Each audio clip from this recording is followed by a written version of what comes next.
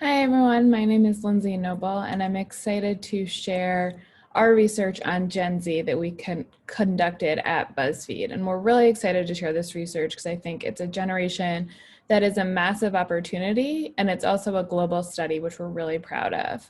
So at Buzzfeed, we define Generation Z as those between the ages of 8 and 22 years old. And they're actually the largest generation ever, comprising 30% of the world's global population, and globally there are almost 2 billion of them.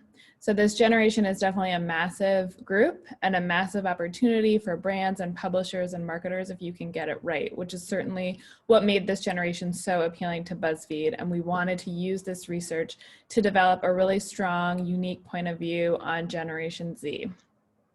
And what we found is that this is a really diverse generation, which is probably not surprising based on the size, but their through line is really that they're commonly uncommon. So the challenge is, how do you reach a disparate, large generation? And what we found is that there are three things that really connect this generation: empathy, truth, and creation. And that's what we're going to focus on today in this presentation. So first, really high level, just want to share the methodology to, again, highlight that this was a global study and also that we really did our homework. So you'll see we used a mixed methodology approach, conducting research in person, as well as quantitative study online, doing video ethnographies, a global community, and a research road trip and high school immersion. So definitely, again, a really in-depth global research study. So I think we want to kick this off by highlighting one of the largest misconceptions about Generation Z.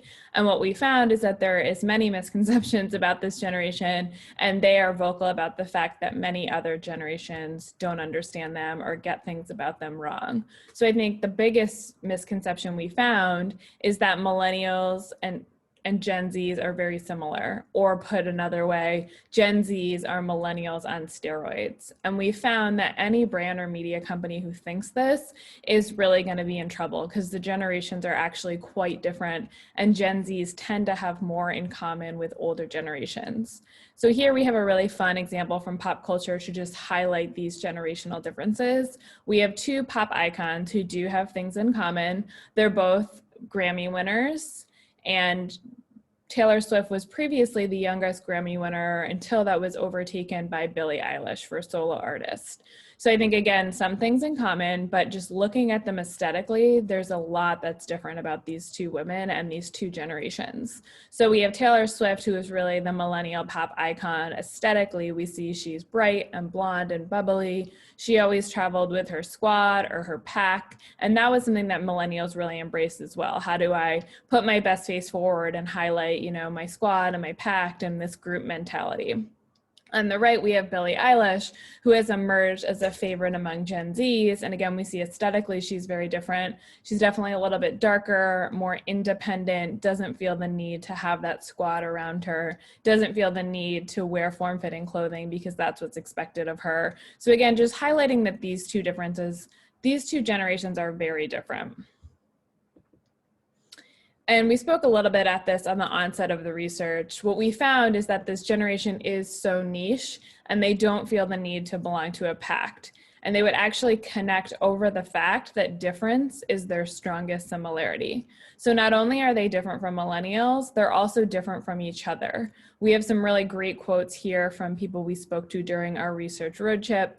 Everyone featured in this deck is someone that we spoke to in person. So here we have Kate in LA, really great quote here: "My generation is all about quirky culture." So again, this generation is really embracing their individuality, embracing their niche passions, and they don't feel the need to fall into those traditional buckets or to fit in with a pact. In fact, we found that 2/3 of global Zs agree that gender, race, and sexuality all exist on a spectrum. So again, those traditional demographics that were used to define previous generations don't apply to this generation. I think a perfect example we see on that is there's now, or at the time of this research, there was actually 71 gender identities on Facebook. So again, they don't have to fit into those 2 or 3 gender buckets. They really do have leeway to define themselves in the way that they want to. So again, the challenge is, how do we reach a generation that's so unique and different?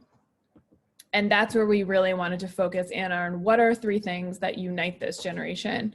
And that's where we came up with this idea of Generation ETC: empathy, truth, and creation. So first, the empathy in ETC, or the E in ETC, stands for empathy. And we see that after a decade dominated by Instagram ideals and Pinterest perfect, again, those millennials and other previous generations who were putting their sort of best face forward on social, we see that Generation Zs are really letting their guard down and tuning into their emotional and well-being. I think if you think about all the things that this generation has had to encounter or tackle at such a young age, it's probably not surprising that they really are prioritizing their emotional and mental health, as well as things like self-care, and ways, again, that they can really prioritize being the strongest version of themselves. In fact, we found that mental health was the top issue facing global Zs, and 55% agree that everyone should go to therapy. So again, this generation wants to break down those stigmas around mental health. They want it to be okay to talk about the struggles that you're facing, or even just as simply as, I'm having a bad day. Again, they don't feel like they need to put that perfect selfie on Instagram. If they're having a bad day, that's what they will share.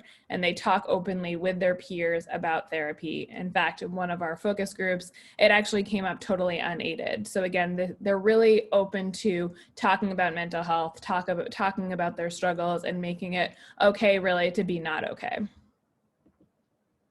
Here we have a really powerful image from our research road trip during Suicide Prevention Week. And we see that posted on the locker on the right. They were putting these really nice positive statements out there to really, again, just show support to each other during an important week that highlights mental health and taking care of your mental health.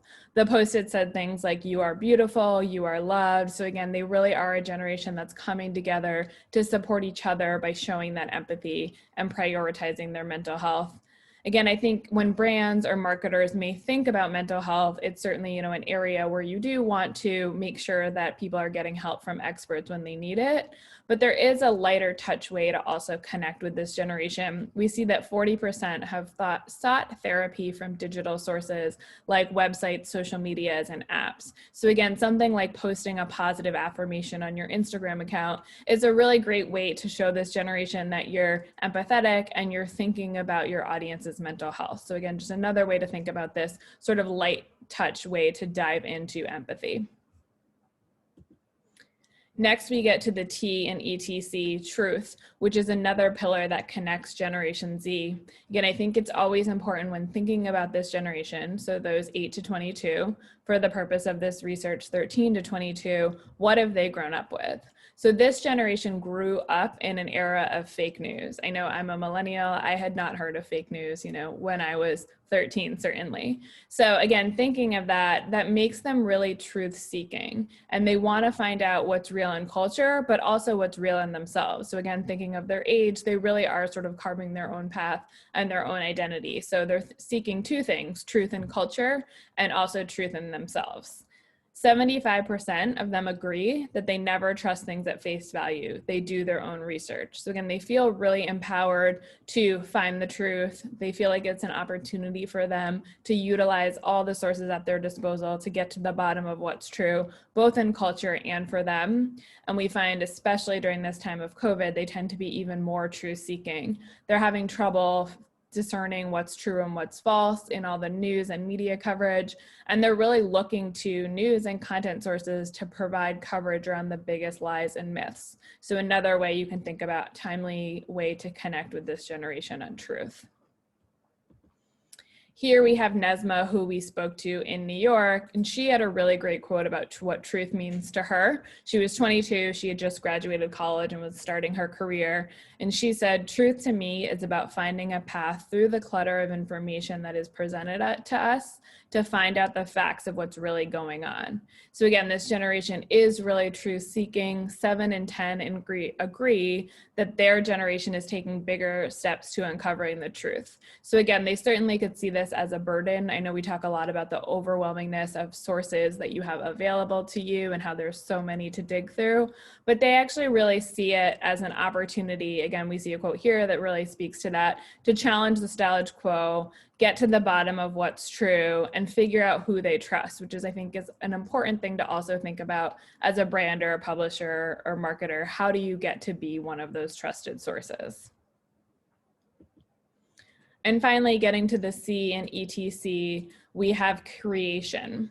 And I think thinking about Gen Zs, they're not just creatives, they're actually creators. So outside of creating creative things like art and photography, which they're certainly doing, they're thinking about how they can use their creativity to rebuild culture from the ground up. So again, thinking about all these things they grew up with, many feel like things in society at large or social institutions are broken or don't apply to them anymore.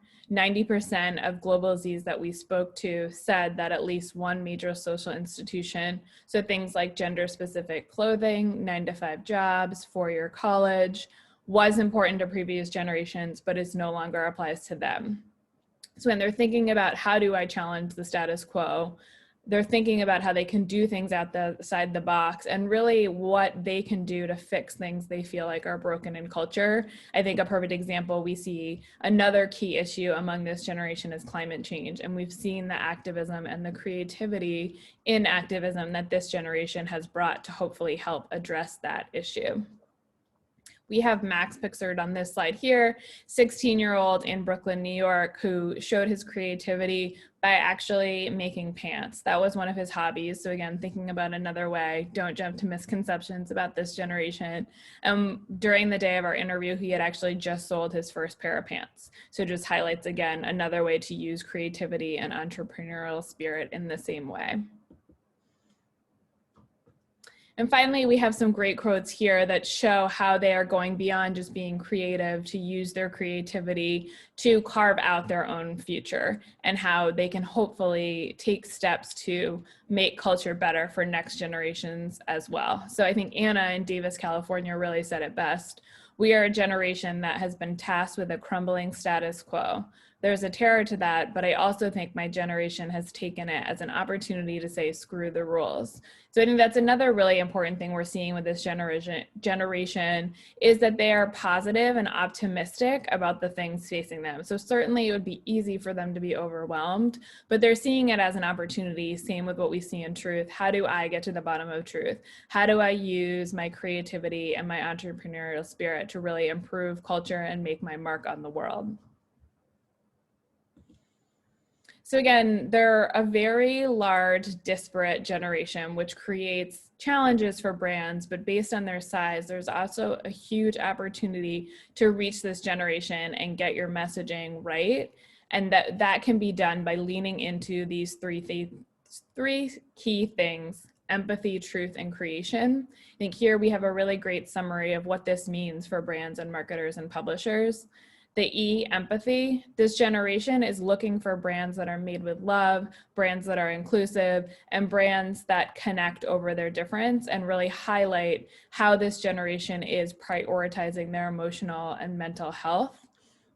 I think a perfect example we heard about empathy was the brand Fenty. So it was a brand that respondents really felt like was made with love because it was so inclusive. So a makeup company that launched with a ton of different shades, many more than any others, to again recognize that people are different and everyone's looking for something different to address their needs.